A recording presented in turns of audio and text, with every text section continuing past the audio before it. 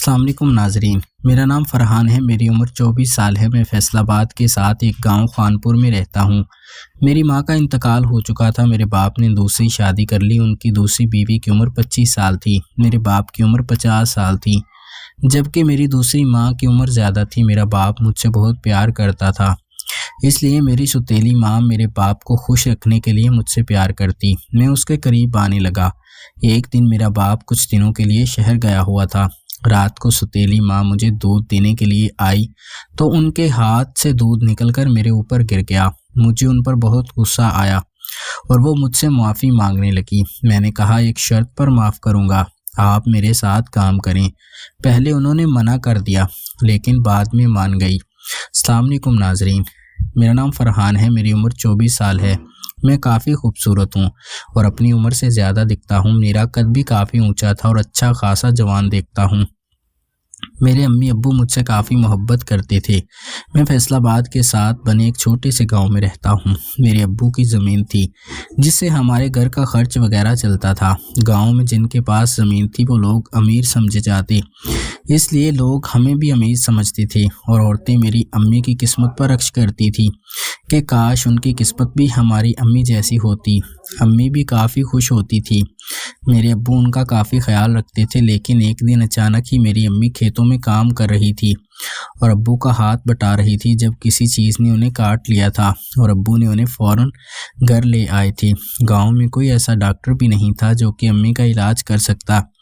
زہر امی کے جسم میں پھیلتا جا رہا تھا، جس کی وجہ سے امی کا انتقال ہو گیا تھا۔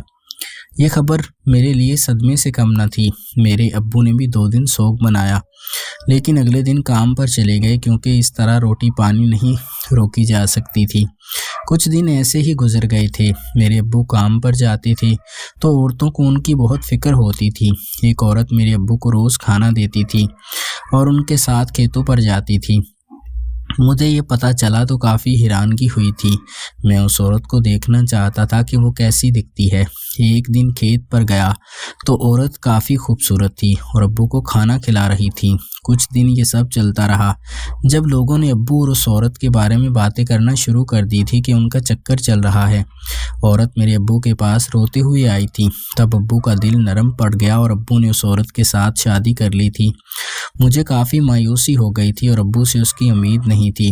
اس وقت ابو کی عمر 50 سال تھی اور ان کی دوسری بیوی کی عمر 25 سال تھی، جو کہ اپنی عمر سے کم دکھتی تھی، اور تب شادی کے بعد کافی خوش ہو گئی تھی۔ میرے ابو مجھ سے کافی پیار کرتے تھے، اور وہ عورت یہ جانتی تھی کہ اگر وہ مجھ سے پیار نہیں کرے گی تو ابو کے دل میں کبھی جگہ نہیں بنا پائے گی۔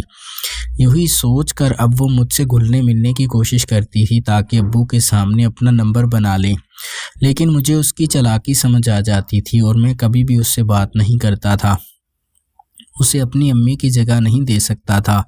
میں یہ بھی جان گیا تھا کہ میرے ابو نے اسے اپنی بیوی کا درجہ دے دیا ہے اور وہ بہت خوش رہتی تھی۔ میری رات کو جب بھی آنکھ کھلتی تھی تو وہ عجیب سا لباس پہنے باہر موجود ہوتی تھی اور پانی پی رہی ہوتی تھی۔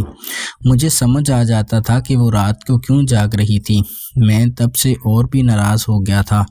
ابو کو سمجھ آ گئی تھی کہ میں ان کی دوسری بیوی سے کیوں ناراض ہوا ہوں۔ اس پر انہوں نے مجھے سمجھایا تھا کہ اب وہ بوڑھے ہو گئے ہیں اور بڑھاپے میں ایک عورت کا سہارا بہت ضروری ہوتا ہے، تب ہی زندگی چل سکتی ہے، اس لیے سب انہیں کرنا پڑا تھا۔ میں نے ابو کو سمجھا دیا تھا کہ میں اسے کبھی اپنی ماں نہیں مانوں گا، لیکن ان کی بیوی مان کر ان کی عزت ضرور کروں گا۔ ابو بھی خوش ہو گئے تھے،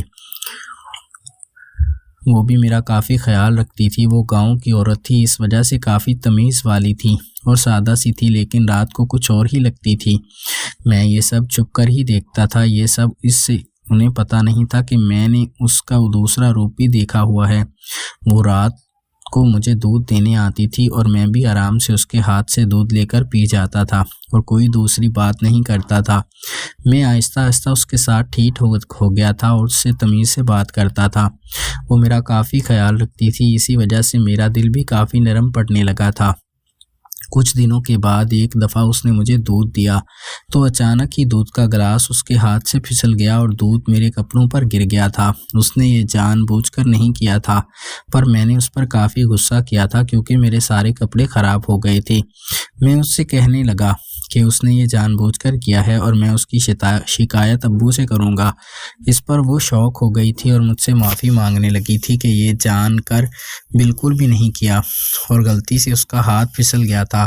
وہ میرے سامنے رونے لگی تھی۔ وہ جانتی تھی کہ اگر میں نے ابو کو بتایا تو ابو نے اس پر کافی غصہ کرنا ہے اور انہیں اس کی سچائی معلوم ہو جائے گی اور ابو اسے واپس بھیج دیں گے۔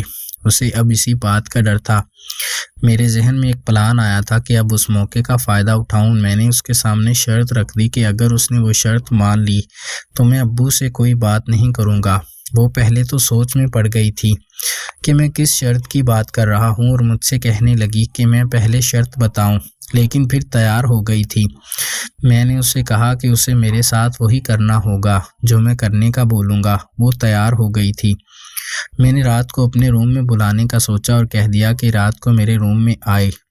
وہ شوق ہو گئی تھی، لیکن پھر اس نے کہا کہ اگر اس نے ایسا نہ کیا تو میں ابو کو اس کے خلاف کر دوں گا۔ وہ شاک ہو گئی اور کچھ دیر کے لیے مان گئی تھی۔ میں اب رات کا انتظار کرنے لگا تھا۔ پہلے تو میرا دل دھڑکنے لگا تھا کہ مجھے یہ سب نہیں کرنا چاہیے، پر پھر میں نے سوچ لیا تھا کہ وہ عورت میرے ابو کی دوسری بیوی ہے اور اس بات سے مجھے کوئی فرق نہیں پڑتا۔ میں تیار ہو گیا تھا کہ خود کو سکون دے کر رہوں گا۔ جیسے ہی میرے روم کا دروازہ بجا تو میں سمجھ گیا تھا کہ وہ آ گئی ہے۔ میں نے اسے اندر بلا لیا اور اس سے پوچھا تھا کہ ابو سو گئے ہیں، تو اس نے میری بات کا ہاں میں جواب دیا۔ میں نے اسے اپنے پاس بلایا۔ وہ شاید میرا ارادہ جان چکی تھی جب ہی وہ انکار کرنے لگی تھی کہ یہ سب صحیح نہیں ہے اور وہ مجھے اپنا بیٹا ہی مانتی ہے، پر میں اس بات پر ہنسنے لگا تھا کیونکہ میں اسے اپنی ساری زندگی میں ماں کا درجہ نہیں دے سکتا تھا۔ اس لیے میں نے کہہ دیا کہ میں اس کا بیٹا نہیں ہوں تو وہ میرے پاس آ سکتی ہے۔ پھر وہ میرے ساتھ تمام حدیں پار کر گئی تھی اور اس طرح میں گھر میں ہی اپنی سوتیلی ماں سے سکون لے لیتا تھا، مگر ابو اس بات سے بالکل انجان تھے۔